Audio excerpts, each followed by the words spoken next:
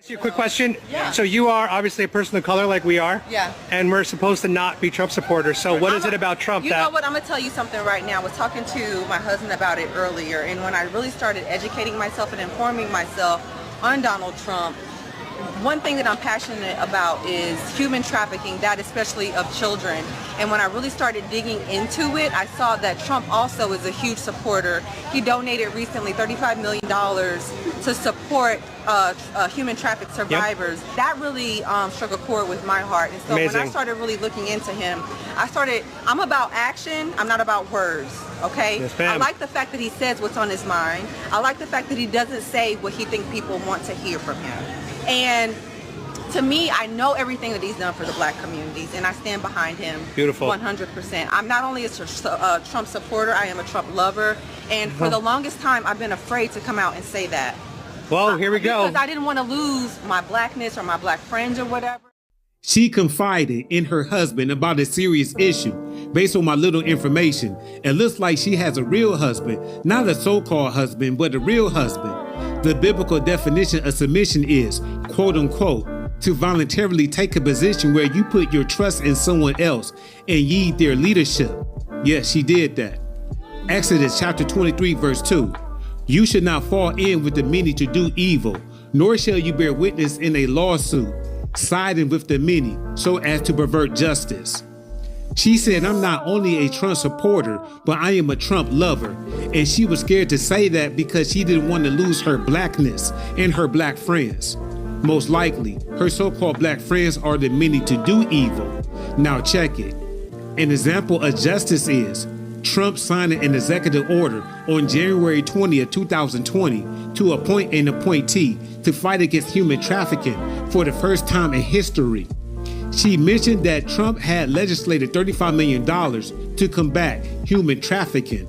Therefore, I have to assume that she learned that Trump signed the Frederick Douglass Trafficking Victims Prevention and Protection Reauthorization Act that allocated $430 million to anti-human trafficking causes.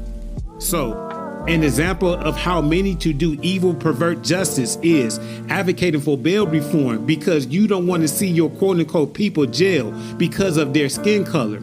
And these same people will not take responsibility when their quote-unquote people commit crimes ranging from shoplifting to murder because of their skin color. Offended by everything, ashamed of nothing. She said she was afraid to lose her blackness. So let's break this down.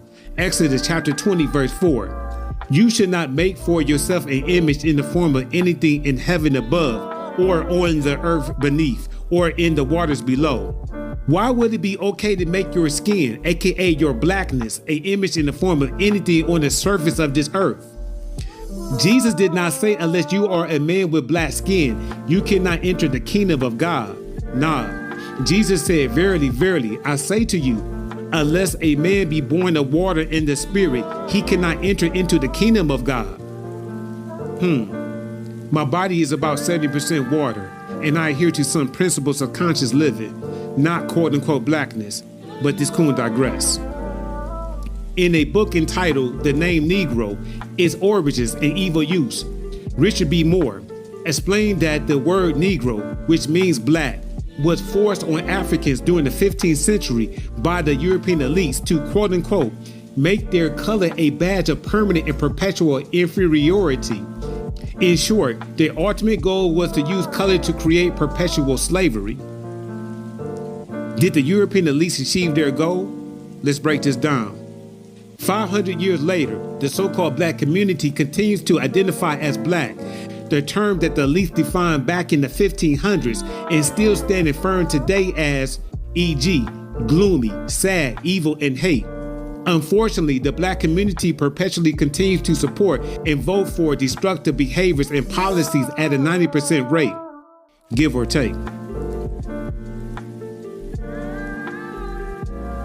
We're saying the facilities that are there for us The money needs to be put into those facilities for us. In a statement from the mayor's office about the group's concerns and the status of Invest Southwest, a spokesperson says in part, quote, "We are committed to continued investment for all residents, but especially communities on the south and west sides that have long experienced disinvestment. We are the city of Chicago, and our shoulders are big enough to support both new arrivals and those who have long called this city home." Mayor Johnson, the black aldermen, the black alderwomen in this city, you will stand for the black citizens of Chicago. What Joe Biden said, if you vote for Trump, you ain't black. So if you have a problem figuring out whether you're for me or Trump, then you ain't black. That's what he said. That's what he said.